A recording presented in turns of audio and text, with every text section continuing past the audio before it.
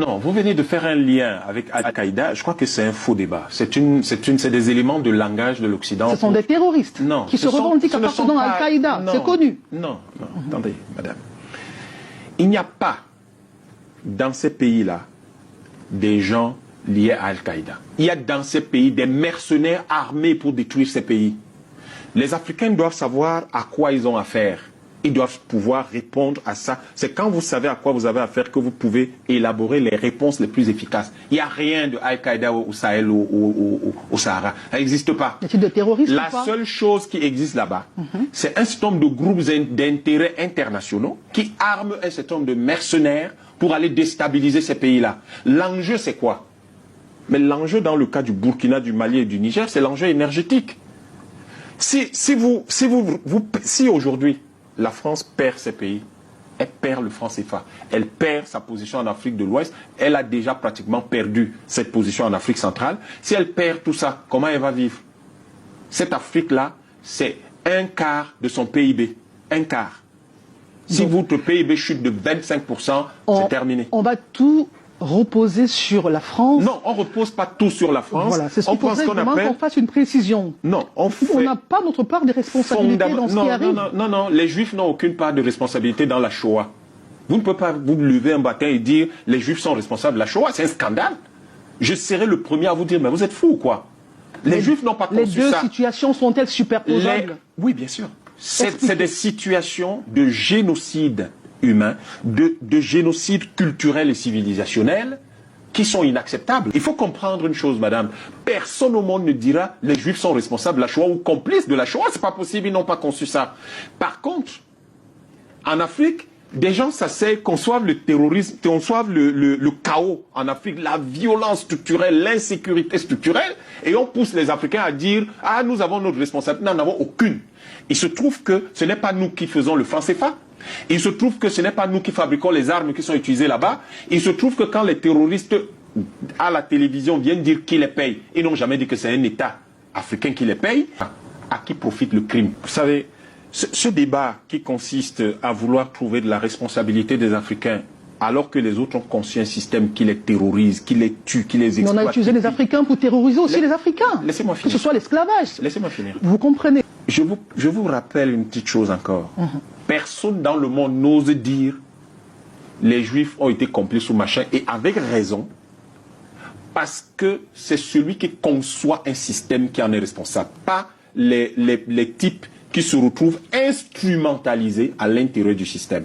Les gens tous ces Africains qui se retrouvent là-dedans sont des instruments. C'est des gens qu'on a instrumentalisés parfois en les compromettant sexuellement, parfois en les compromettant financièrement, parfois en les mettant dans des situations tellement difficiles qu'ils sont obligés de se mettre là.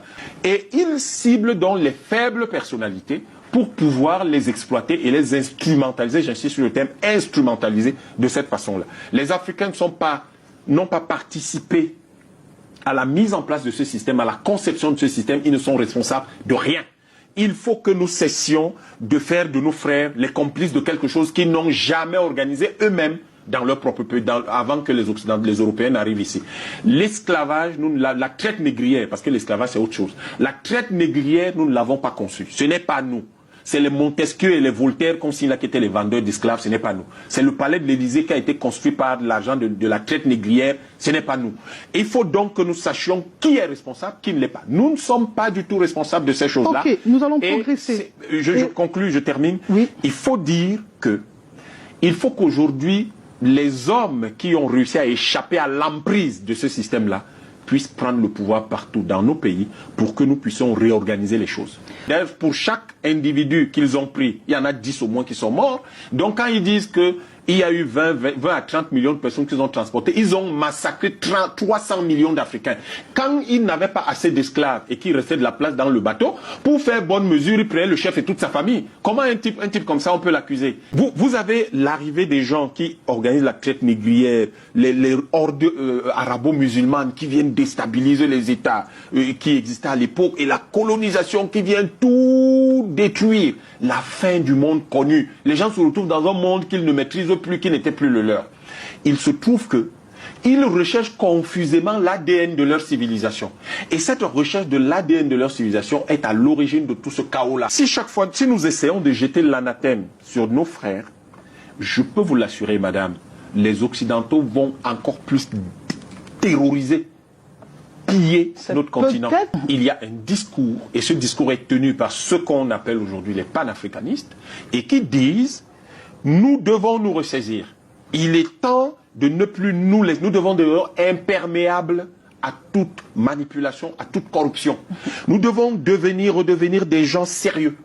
Pourquoi, madame? Il ne s'agit pas seulement de l'Afrique, il ne s'agit pas seulement de restaurer la dignité, la liberté et la souveraineté des Africains, il s'agit de restaurer la dignité du monde entier. Parce que les peuples européens sont victimes de ce capitalisme de leurs propres concitoyens. Et Oumniobé disait, vous délivrez l'Afrique, vous délivrez les peuples européens. Si vous délivrez les peuples africains du colonialisme, qui n'est que la phase internationale du capitalisme, vous délivrez les peuples européens eux-mêmes qui sont victimes de ce capitalisme-là. Et vous savez ce qui se passe là-bas en ce moment. Donc, il est temps, non pas de commencer à jeter l'anathème sur nos frères ou à les critiquer ou à faire quoi que ce soit. Cela ne veut pas dire que nous sommes d'accord avec tout ou avec ce qu'ils font, mais nous comprenons que ce qu'ils font est, si vous voulez, l'écume au-dessus des vagues et que c'est aux vagues qu'il faut s'attaquer parce que c'est là où se trouve l'énergie, pas sur l'écume. Et donc, si vous faites ça, vous aidez en même temps ces peuples. Donc, il ne s'agit pas que de nous. C'est pour cette raison que le travail de sensibilisation, de conscientisation, d'explication et si vous voulez, de soutien moral qu'il y a à faire pour sortir nos frères de leur dépendance émotionnelle et psychologique de l'Occident est extrêmement important. Je viens de publier un ouvrage dans lequel les gens trouveront un certain nombre de propositions qui s'appelle Port Bokibon.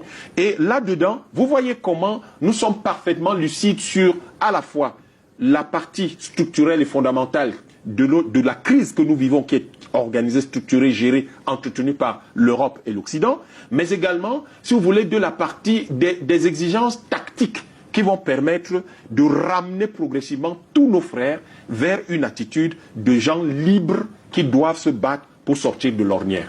Le Burkina Faso n'aurait pas pu être intègre s'il n'y avait pas cette recherche confuse de son initiative historique. Il se trouve, et je vous le dis encore, c'est encore confus, parce que le monde connu des Burkinabés n'existe plus depuis le début depuis la fin du 19e siècle. Et il a été déstabilisé et déstructuré progressivement pendant les 4 et 5 siècles qui ont précédé le 19e siècle, et il a été écrasé pendant tout le 20e siècle et le début du 21e siècle. Maintenant, les Burkinabés, depuis la deuxième moitié du 20e siècle, essayent de se retrouver parce que ce système occidental européen dans lequel on se trouve ne convient pas aux Africains, pas du tout. La démocratie n'est pas un modèle propre aux pays africains, singulièrement pour... Non, encore une fois, c'est des faux débats. Si on pose la question telle que vous la posez, madame, et je comprends que vous me posez la question de cette façon-là, parce qu'en réalité, c'est dans l'air du temps de poser ce genre de questions, mais au fond,